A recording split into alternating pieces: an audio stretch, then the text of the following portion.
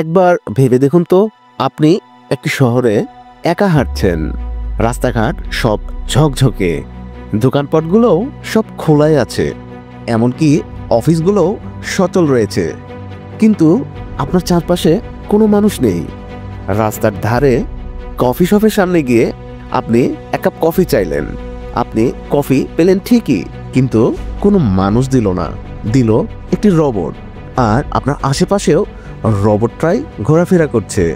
আপনার পাশে দিয়ে রোবট ট্যাক্সি চলে যাচ্ছে। আপনি যে বাসগুলো দেখছেন সেগুলোও ড্রাইভারহীন। পুরো শহর যেন এক যান্ত্রিক দুনিয়ায় ঘিরে আছে। কোনো শিশু কাঁদছে না, পার্কে কেউ খেলছেও না।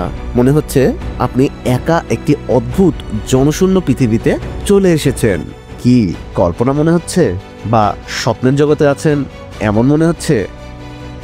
তবে এই ভবিষ্যৎ কল্পনা আজকের পৃথিবী থেকে খুব বেশি দূরে নয়। রাশিয়া, সিঙ্গাপুর সহ অনেক দেশ এমনই এক বাস্তবতার দিকে এগিয়ে যাচ্ছে।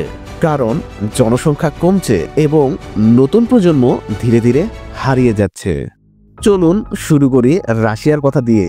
বর্তমানে রাশিয়ার জন্মহার 1.5% নিচে, যেখানে একটি দেশকে স্থিতিশীল রাখতে হলে জন্মহার প্রয়োজন 2.1%। এর প্রভাব পড়েছে তাদের অর্থনীতি, সামরিক শক্তি এবং সামাজিক কাঠামোর উপরে। কাজ করার মতো মানুষ নেই, প্রবীণ জনগোষ্ঠীর সংখ্যা ক্রমশই বাড়ছে এবং উৎপাদন সংখ্যা কমছে। রাশিয়া এই সমস্যার সমাধানে নানা রকম পদক্ষেপ নিয়েছে।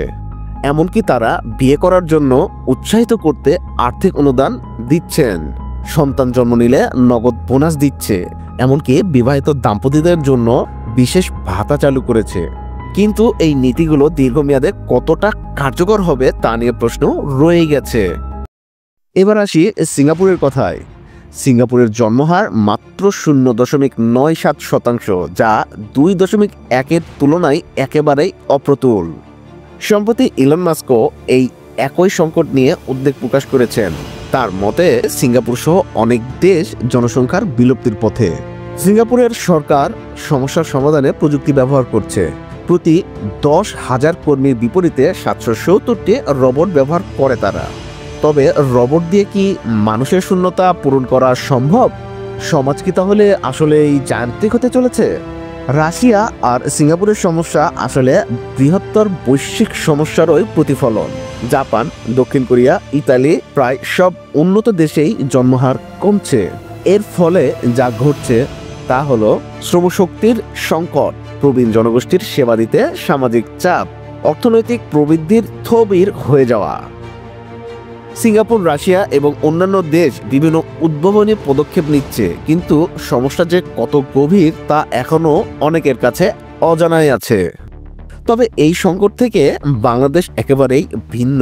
জনসংখ্যার ঘনত্ব বাংলাদেশের জন্য এখনো একটি সম্পদ, কিন্তু এই সম্পদ যেন অদূর ভবিষ্যতে চাপ হিসাবে না দেখা দেয়, সেজন্য পরিকল্পিত জনসংখ্যা নীতির প্রয়োজন। জনসংখ্যার সংকট এক নীরব মহামারী। প্রযুক্তি যতই উন্নত হোক, মানুষ ছাড়া সমাজ অসম্পূর্ণ। আমরা কি এই সংকট কাটিয়ে উঠতে পারবো, নাকি একদিন সত্যিই সেই ভবিষ্যৎ আসবে যেখানে রোবটের মাঝে আমরা একা হয়ে যাব? ইলন মাস্কের মতে জনসংখ্যার হ্রাস একটি বৈশ্বিক চ্যালেঞ্জ। তিনি রোবোটিক্স এবং প্রযুক্তির সম্ভাব্য ভূমিকা নিয়েও কথা বলেছেন। মাস্ক মনে করেন রোবট মানুষের অনেক কাজে সহজতর করতে পারে, যা শ্রমবাজারের সংকট মোকাবেলায় গুরুত্বপূর্ণ ভূমিকা রাখতে পারে। তার কোম্পানি টেসলাও মানবাকৃতির রোবট তৈরির উদ্যোগ নিয়েছে, যা বিপজ্জনক এবং একঘেয়ে কাজের বিকল্প হতে পারে। তবে ইলন মাস্কের মতে প্রযুক্তির যতই উন্নতি হোক, এটি মানুষের বিকল্প কখনোই হতে পারে না। এই সংকটের বিষয়ে আপনার মতামত কি? মন্তব্যে জানান। ভিডিওটি ভালো লেগে থাকলে লাইক এবং সাবস্ক্রাইব করতে ভুলবেন না। ধন্যবাদ।